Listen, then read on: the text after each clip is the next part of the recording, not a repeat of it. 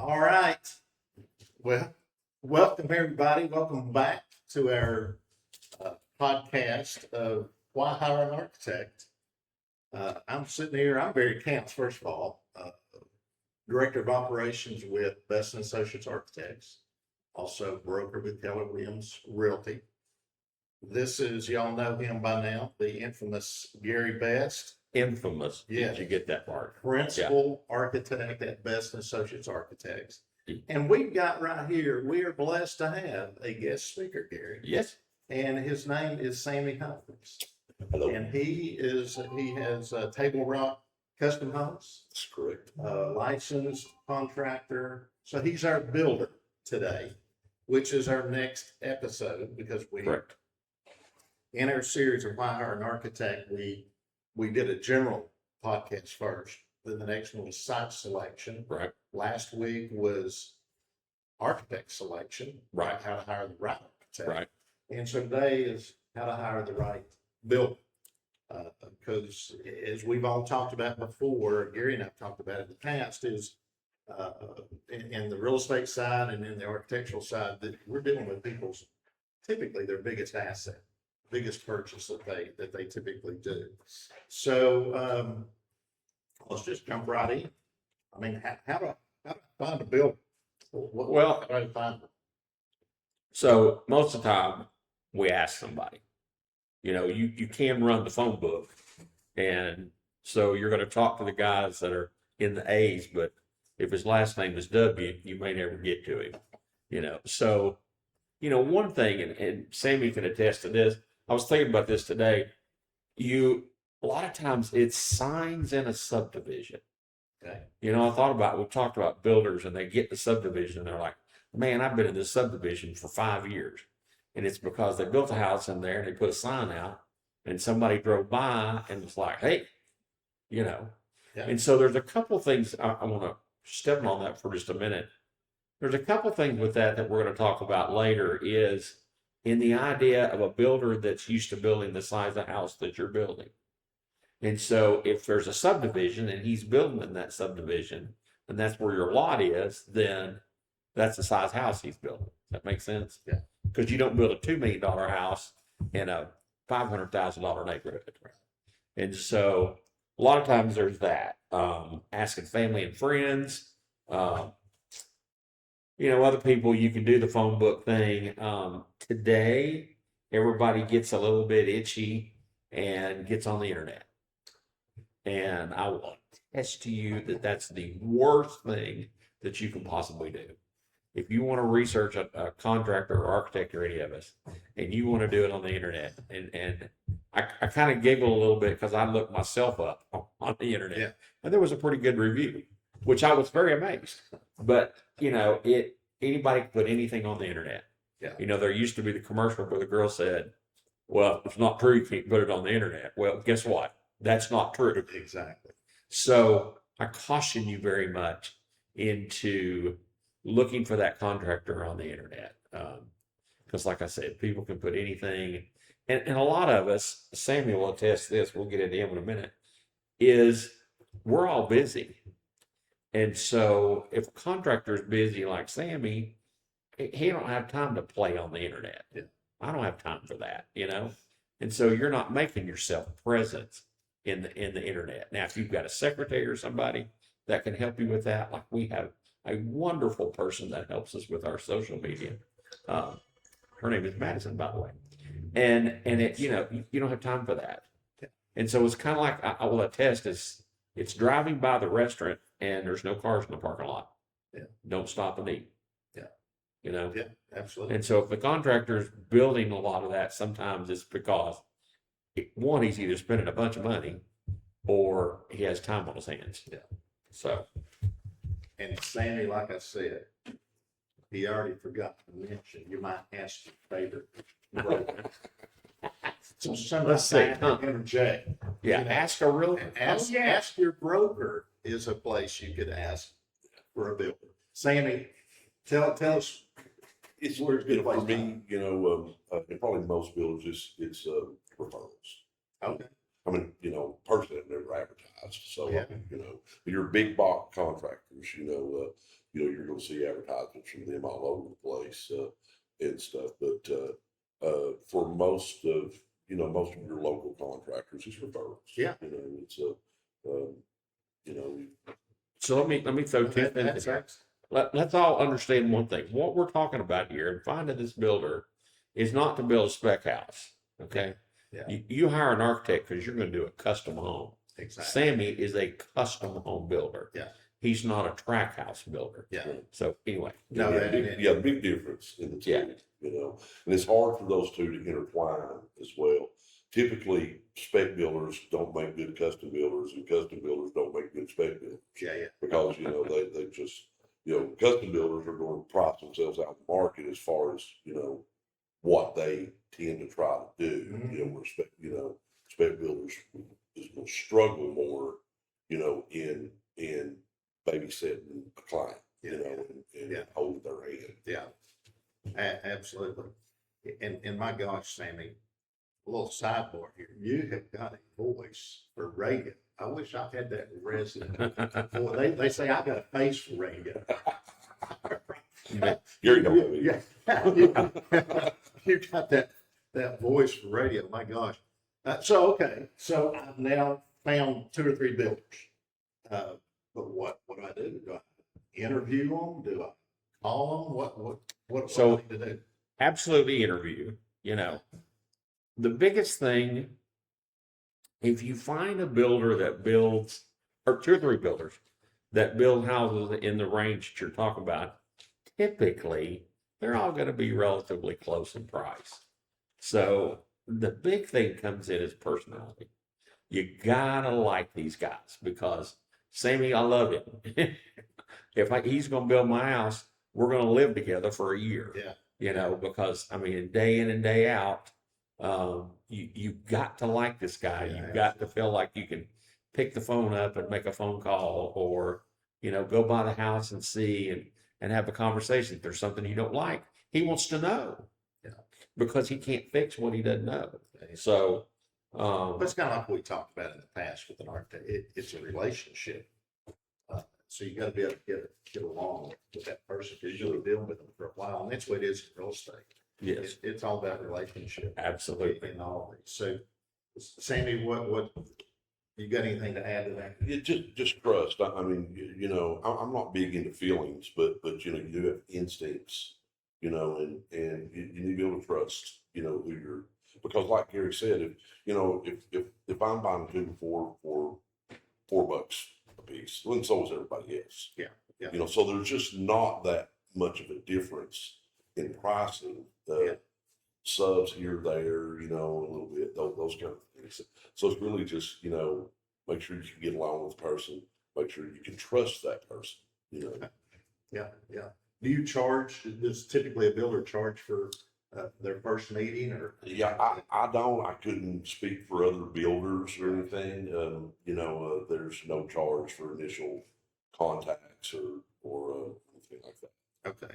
So what about things like, is it important for a builder to have an office or a secretary or? Oh, it's definitely helpful. Their staff. Yeah, their it certainly subs, that's the kind of thing. Yeah, it's because there's just there's just so many. You've got 2 different kinds of builders, kind of sort of. You've got your what you call it, like a paper builder, which is got the license and everything, but they're really never on the job site, and then you have builders that are on the job. So, well, the ones that are on the job site, well, they're not in the office, and they're pretty much never going to be in the office,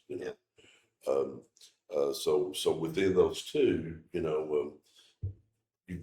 your paper builders are more, they're going to depend on more on superintendent or manager or something like that. Okay. Now, are those people usually employees of the builder or are they subcontract? Employees. Okay. Yeah, they would typically be employees. Okay. Gary, you've always talked about subcontractors. And so, Sammy's great, but any builder is, but he's only as good as his subs.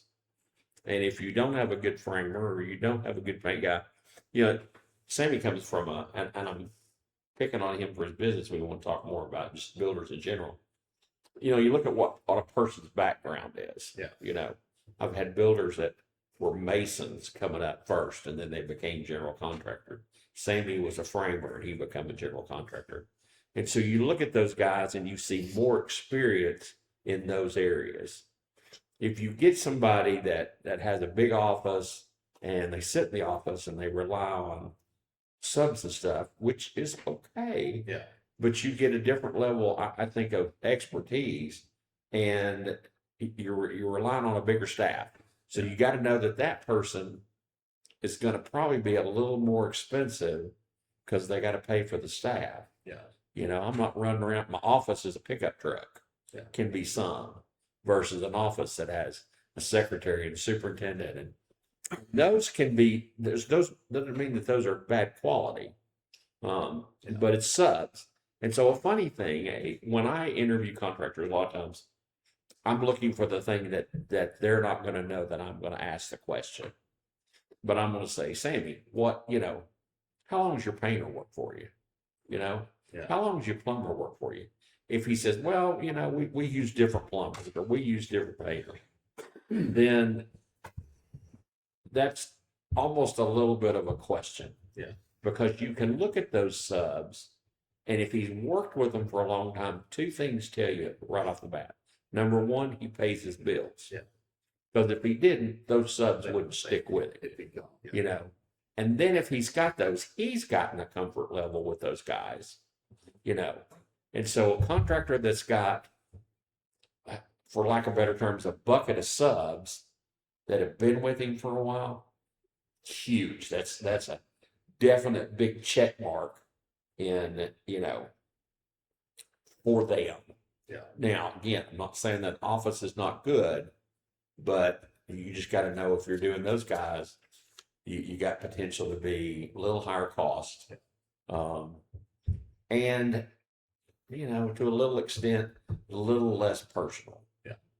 Yeah. If you're okay with that and you live in Timbuktu and you're building a house, where you're not there, those guys could be a huge asset because they're going to take pictures every day and they're going to send you emails and do stuff like that.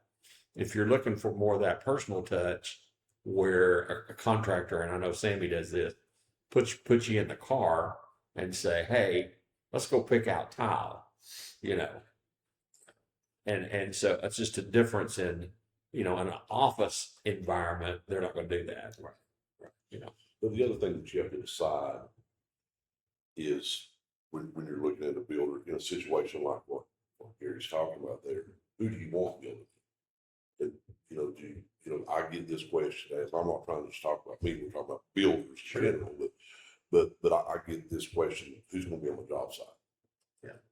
Well, whoever's on your job site all the time is who's building the house. Yeah, exactly. I mean, you can make phone calls to me or whoever and stuff, but for a lot of people that matters a lot. They really don't want a superintendent there all the time.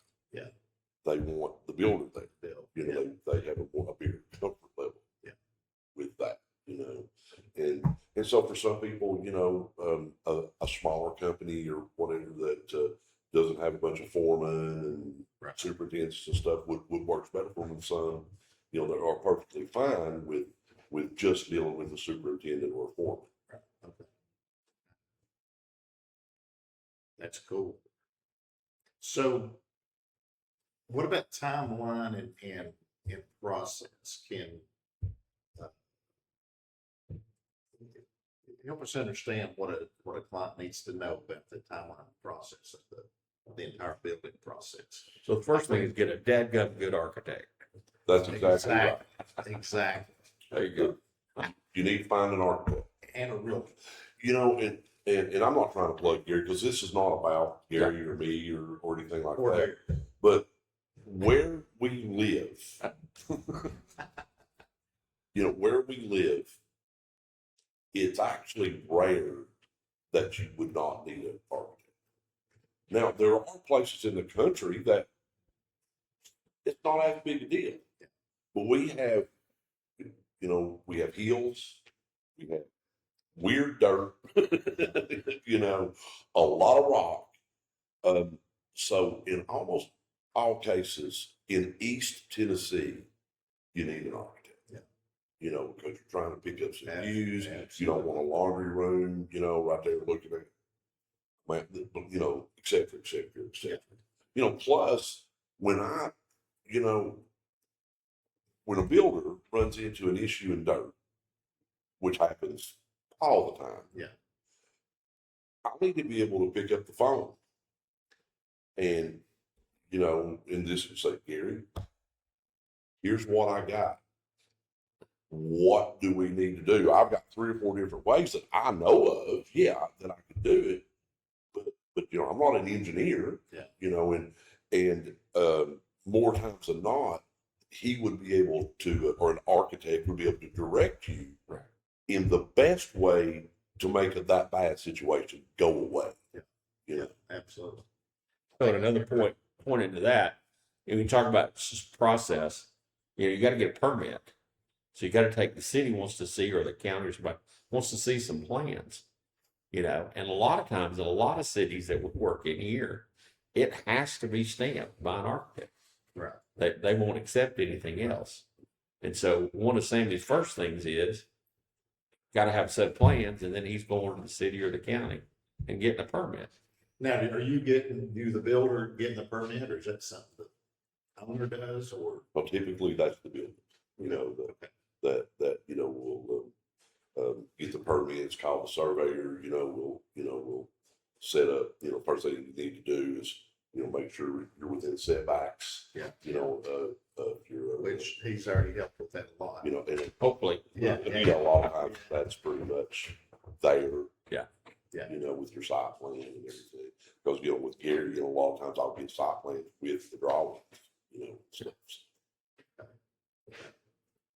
So you see it from the very beginning, from the permit to the excavation to the footers to To the the paint. framing. Do it all. To the paint. I handle the keys when it's done. And then you handle the fees, okay. So is there a punch list guy? Is that you? Is that another guy? Yeah, we talked about that. Yeah. One of these days I had a construction company for a while, and we had a punch list guy, you know, and we sent him out. He was jack of all trade, master of none. Yeah. But he could fix a plug that wasn't wired just right, or he could touch up some paint, or, you know, do all that kind of stuff. So that gets back to sub work. You know, how many employees you got? Do you have, you know, and so what, and I'm going to jump in on this on Sammy a little bit. If I've got a sub, let's take a framer or a mason, and that's what he does. So the mason's going to come in and lay the block. And unless you specifically talk to him, when he lays the last block, he's packing up his mixer and he's leaving. So then you look back and it was a basement or crawl space, and you look and you say, wow, there's 300 blocks still in that crawl space that he didn't use. Well, somebody's got to move those. We get a lot of people that want to try to be their own builder. And they say, hey, I'm just going to build my own. I said, okay, so where are you going to get that guy that's going there and going to move those 300 block out of that crawl space or that basement? Yeah. You know, where are you going to get that guy that's the lumber toter, you know, that's going to come in and do that stuff? And so that's where a GC has that type of stuff that fills in, you know, on those things. Sorry, It's we're really at tough for a contractor that has no employees to, I'm not exactly for sure how they make all that happen. Yeah. You know, because they're all contractors with zero with the paper contracts. Yeah. And that's tough, you know, because we're into a little bit of everything, you know, and if I've got 10 block over here that I need to get out of the way because somebody's coming, I'm not going to be able to call my block mason, generally speaking. You know, he's making money somewhere else. Yeah. You know? So you just, you need a few employees just to make things run more smoothly. one of the guys I always watch is the sheetrock guy. he's the same as the mason. When he leaves, he's done. There's still sheetrock sitting in the house that he didn't use. Yeah, You gotta get that out. exactly. So tell us a little bit about experience and why that matters. I know in real estate it matters, you know, you don't want somebody that only does residential to go out there and sell commercial or sell land. You don't want an architect that only does hotels to do a custom home. Does that matter in the building side? I mean, experience, yeah, I mean, what? Well, yeah, I screwed up a lot less now than I did when I was 25. Well, that's a good thing to know. I mean, does it matter, should they ask how many homes have you built, and you build in a Sure. year, or they? Yeah, you should be able to, they should be able to walk into those homes, Okay. most builders will have. There are clients, especially when you're building a higher end home that, they don't want to be bothered and you respect that. But there are also clients that typically will not mind for people to call them, let them know. So those clients you definitely want on your list so people can call them, go look at the houses, Okay. that you build. A lot of times you'll have stuff under construction that you can personally invite them in, Okay. say, yes, just, come over here. That's Okay, so 10-second ticker in that one. Know that it's also relative to what you're building. Okay, so if you're stick building a house versus building a log cabin, yes. and you say, this guy that stick builds a house, you want him to build your log cabin. No, you don't, because he's never built a log Yeah, cabin. exactly. Very true. And because the log cabin is a critter all in itself. Yeah. And so, anyway, there's a consciousness there of construction knowledge on the different types of construction that you may be doing. So a big thing is budget and cost. So in real estate, lots of times people, but all the time talking about price per square foot. Obviously, the architectural side, you obviously determine the square footage. Do they base it on square footage? I know you've got an opinion about that. Well, so the square foot number, I'll jump in just for a second on that one. A square foot number means only something to the person that created it. Correct. Because I know what I took in this house square footage to get my number. Does that make sense? Yeah. So I had a builder in here one time, and I was telling a client one number, and he gave me a significantly lower number, and I was like, there's no way you can build that house that way. I was multiplying my square footage number times the heated space. Heated space, yeah. He was multiplying the number times the total square footage under roof. Porches, Garages, whole shoot match. So when we ordered that special for this video, Exactly. so that we'd have a little background. Lord's moving the furniture around. Yeah. He's not liking trailer parks. Anyway, when we calculated each one of them out, I was at 400,000. He was at 406. So it's close. So for all practical purposes, that was good. Yeah. We were the same number. Yeah. So like I say, you just got to be careful with those square foot numbers, because you're not going to get. You have to know how to manipulate that. Any thoughts on that? Yeah, not really. I mean, it's just important to that so much of that goes back into trust, because anybody can tell you anything to get a job. Yeah.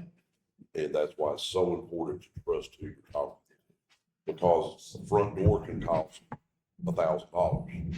It can also cost $20,000. I know, because I put them both. Well, that is a big difference. Yeah. You can buy a $200 window. You can buy a $2,500 window. All of that makes sense. So the construction costs, the material selection, all that stuff. Yeah, so there's certain things that are set, and certain things that are really dependent upon the home, and then certain things are you're unknown. We're talking about the dirt, but, when you're looking at the budget on the house and the process of a house, when you get past the dirt, there's a big sigh of relief, because that is one of your maybe the biggest unknown on building. Yeah. is because of where we live, you know, Yeah, what yeah, we get to. And God put the dirt there, we didn't. Yeah. And so we don't know where he hid rocks. And exactly. And And when you caves get and- out of the dirt and you're under roof and inside, this right here doesn't matter. Right, The weather. right. You can still be productive inside. And once you get by the dirt, a lot of it is very predictable at that point. Yeah. Most of it is predictable. Up until that point, it's not. And you always tell people, get out of the dirt by November. So Well, and so we, much like we're having now, we have different weathers. I mean, we're in East Tennessee. Yeah. We have 4 seasons. And so the wintertime's tough. And so, you know, I had a lot of people say, oh, I can build through the winter. And I'm telling you, it's not the same.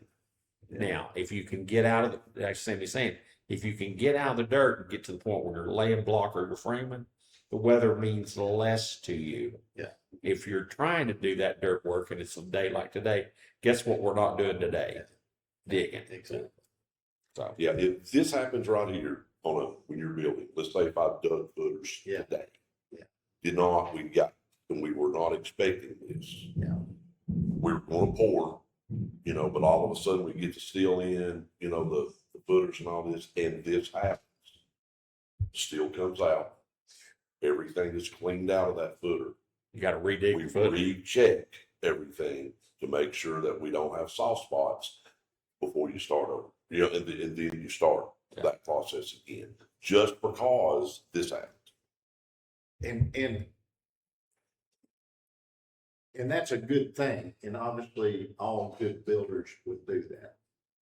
There might be some that wouldn't do that. A lot of their stories I could tell you, but Yeah, yeah. on here. Do it on recording, but I mean, that is back to the trust thing. Yeah. Is I, whoever's gonna hire the builder, trust them that they do that. right. Yeah, because the inspectors already inspected those footers. and they Yeah, have. before that. But now this happened, well, those footers were nothing like what they were. Yeah, absolutely. So briefly on that, and then we're gonna go on allowances. So you've got a budget and I'm assuming you have some kind of allowances for fixtures, lighting, and things like that. Mhm. That the buyer gets to use. Now, if they choose something more expensive, like the $20,000 front door, or whatever, then you just make those adjustments along the way. Yeah, well, you know, that gets into whether you're, you know, a set price or a cost plus. You know, there's several different ways to build houses. Okay. So is that another Well, topic? it's a great segue. That's a great, because it brings us right to the I was next, going to say, I was looking, I was like, where we at? which is the contract. And so let's talk about that, because I'm sure there's different types. Right. That you just. Right. So you typically, you have a cost plus, which is cost of construction plus a percentage usually. Okay. That type of contract, you don't know what it's going to cost until it's done. I mean, literally the day it's done and you get the last bill, you know. Okay. So the responsibility to control costs in that particular situation is more on the client than it is the contractor. Okay. Yeah. You have a cost plus a fixed fee, which we like a lot, is where pretty much the contractor estimates the job and then he says, all right, you're going to pay me X amount of dollars to build your house. I don't care if you pick granite for the kitchen or laminate. You know, if you have good taste and you're going to pick very expensive stuff, it doesn't make the contractor make any more money. And so that's less intimidating to a client that may go out, you know, and pick a bunch of expensive stuff. Yeah. And then of course, the last typical contract is a fixed fee. And so just here's what I'm going to build your house for. You got to understand the last one, if you do a fixed fee, there's still going to be allowances. Okay. Because you don't know. The client hasn't picked all of his cabinets out. He hasn't picked all of his light fixtures. So you're going to say, I'm going to build your house for X amount of dollars, but there may be 8 to 10 allowances even within that fixed price to, you know, the client's going to affect. Yeah. So anyway. Any thoughts on that? What about payment schedules? retainers, deposits, construction draws, you want to touch? Yeah, on touch custom on that a bit? houses, it's, you know, like my draws are set up in, as far as like, if it's a fixed fee, it's set up in 4 draws. Okay. In other words, what I would make on that. Yeah. It would be set up one at the start, one at the, after the house is framed, one after the sheetrock is finished, Okay. and we're starting the finishing stages, and then the last one is when it's done. Now, like I don't ask for money up front because I'm getting my first contractor's draw, so I'll actually use that money a lot of times to kind of get it started, just to help the client out a little bit. But that's kind of how that works. If you're dealing with a bank, a bank is going to come out and inspect periodically, and they percentage it out on what to do. But you got to remember, with a contractor, and I explain this to clients, is I'm not your bank. Yeah. So, we estimate something, but I always recommend to a client, never, ever, ever borrow what's estimated. Always borrow, because you need to stay ahead of that. Yeah. And a bank, a lot of contractors will bill monthly. With an architect, there are AIA documents that Right. they would submit a lot of times to us and say, we've done this much work, we want this much money. Okay. And then as the architect certifies that amount, that then goes to a bank. A bank usually sends somebody out for the draw, and then they get the money. Yeah. So, Okay. Builder's warranty, real quick. What can you say on that? Is there a builder's warranty? Yeah. If so, what's in? Yeah, state of Tennessee requires 1 year, 1 year. Okay. and the rest of it depends on how good it is. We're going to warranty, anything that we do. A lot of your mechanicals and stuff, different things will have 5-year, 10-year warranties, 20-year shingles, maybe 50-year, warranties and different things like that. Yeah, there's warranty. Okay. Well, this is probably obvious here in talking about licenses, but we can touch on that. Obviously, you're licensed. Yeah, builder has have a contractor's license, a business license in the whatever municipality he's in. Okay. You've got to have liability, workers' comp. If you don't have those, the state will actually suspend your license until you get, like if you get payroll or something like that. Okay. Wow. I mean, that's something. That's cool. I think the Lord's wanting us to wrap it up. We're getting there. Let's talk about. that's a lightning system. Yeah, exactly. Talk about communication real quick. Obviously, you're dealing with these people for months and maybe a year if it's At least a year on a lot of it.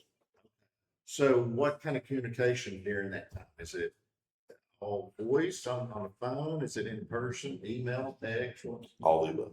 carrier pigeon? And communication by far, without any question of any doubt, and really in any business, is their biggest success and their biggest failure. And I highly recommend carrier pigeons. That works very well, especially on a day like I this. thought you. I caught that. I caught that. Yeah. Thought you liked So it. yeah, that's big. But you're right, and that's really in any of our businesses here. If Gary and I can't communicate, I'm in trouble. As a contractor, any contractor has to be available as much as possible because he has too many people dependent on him. And when they call, if he cannot answer, you have to answer questions, right off. That's why you make mistakes sometimes. You don't get time to research stuff like you'd like to. But if you can't answer those calls, then you're costing somebody money. You're either costing yourself or a client money. So it's real important to be able to be available as much as you can. Exactly. And speaking of maybe not being able to answer all the questions just on the spot, is a good segue of the relationship between a builder and an architect. Absolutely. I've been in meetings where Matter of fact, Sammy, you just flat interrupted us because you called with a question and I had to stop talking for Gary to answer. So talk about that just briefly. And that's hard. It- It can be hard. But just like Sammy said, if you've got a mason, he's laying block, he's got a question, he's going to stop laying block. Yeah. You know, you got a framer, got a question, he needs an answer. Yeah. And so, you know, sometimes we get some highly intelligent questions that the sky's not falling because the wall's 4 foot tall and the door you got called out in there is 6'8". Well, we don't normally stick our doors through the roof, but you know, so you know, you're looking within reason, but you got to know that if Sammy can't get a hold of me or can't get up then, or they can't get a hold of him, then a sub has stopped. Yeah. You know, because we like to think that we tell our subs that, you know, they need to look ahead. Yeah. You know, they need to look at least 24 hours ahead of where they are. Yeah. And Lord loves them. He's sometimes the only one that loves them. Yeah. But they have a hard time doing that. Yeah. So, That they do. It, you know, as you get older, you get better at things a lot of times and stuff. You know, and what I think what as builders get as they get older is you know, you're dealing with a lot of different things. But whatever this paint situation is, you know, that you kind of shake your head at when a painter calls you and asks you like something you've already answered 5 times. Yeah. And you know, whatever. To them, that's very important. Exactly. All right. Now, there are times as a builder, you know, I won't name, but some builders are like, will shake your head and like, why are you asking me that? Yeah. But to them, it's important. You don't need to forget that, you know, That's because a great. they don't have no idea how busy you are, That's or if you just great. were in a meeting with whoever. They don't know. and sometimes there's an electrical store. Yeah, exactly. Exactly. And to them, it's an Yeah, electrical. it's important. So let's talk about 2 more things and we'll wrap it up because we're already about 37 minutes in. Red flags for a building. What are some red flags that a homeowner should watch out for? Want a bunch of money up front. Okay, That's big red flag. big red flag. You know, and bad referrals, you know. Okay. Yeah. Yeah.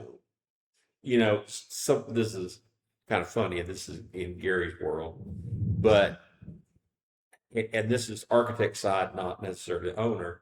If I get a contractor that comes in and he's a little too proud, that's difficult. Yeah. Because if he's a little too proud, he's not going to ask questions when he gets stuck. He's going to make it. So from an architect standpoint, that's difficult. And so I'm going to. So I'm not proud at all, is what you're saying. Is, Well, 'cause no. I believe you like 2 or 3 times a week or something. Sammy's very humble. Exactly. But, you know, That's good. sometimes the guys are a little too good, Yeah. you know, and it's like you want somebody that, again, communications. You want somebody that you feel like you can talk to and that they don't talk down to you. Yeah. You know, like you don't know what you're talking about. Exactly. Yeah. That's never And good. you know, Mary, if somebody asks an architect, you know, what do you think this house will cost? And they go, you're going to be in the 750 range. Mhm. And they talk to me, you know, or, you know, a good builder. Where do you think this house will be? I don't know. You're going to be 700 or 800, you know, somewhere in that neighborhood, Yeah. you know. Yeah. And then they talk to another builder. 450 to 5. Monster red flag. Yeah. You just had 2 people that's been in business for, you know, 30 plus years and 40 plus years or whatever it is, tell you almost the same thing. There's a red flag when somebody is weighing. Yeah. That's right. That's exactly right. So I'm going to wrap it up. Before we get struck. Before the power goes out. Any final advice that you'd have for a homeowner looking to make the best choice on a building? Just get somebody to trust. Just get somebody to trust. Dude, that's cost is irrelevant. And I know that's going to sound really funny. Yeah. But you're going to live with this guy for a year Yeah. or more. And it's like, you want the process to be fun. You don't want it to be miserable. Yeah, absolutely. So if you're constantly going out and go, this room's supposed to be 12 foot 3 inches and it's 12 foot 2.5. He missed it by half an inch. Who cares? You need to be standing in that room and going, man, look at the view that I got from this room. Is that not the coolest thing in the world? Yeah, exactly. That's So obviously you need the right team, right? Need a great team. you need a Yeah, great I mean, team. it Architect, helps, Builder. it helps us. Everybody's got a good relationship. You've got a good relationship. The architect and the builder, the subs, the subs act professional, Broker. the Say broker. broker. Yeah, say the broker. realtor. Yeah. Okay, good. Okay, good. Now we can wrap it up. Yeah, okay. Had to get that in. Guys, it's always fun. We're going to wrap this one up. Gary, always pleasure. Appreciate it. Thanks for We hosting us. And yeah, Sammy, we certainly appreciate you Very coming in. much felt honored. Sammy's going to be on, and we've got some other stuff coming up. Yeah. We're going to do, talking about framing and stuff like that. So we're going to bring it back. We appreciate it. yeah, and we'll certainly have you back. So if you like anything that you hear, Madison, what can they like it? Can they subscribe? Can they follow? Facebook, All the YouTube, all the above. All the above. So do all those things, and we'll be back with another broadcast. We don't know the subject yet, but Gary, I might get struck, but the lightning's going to give it to me. okay, good. All right, thank y'all. See ya.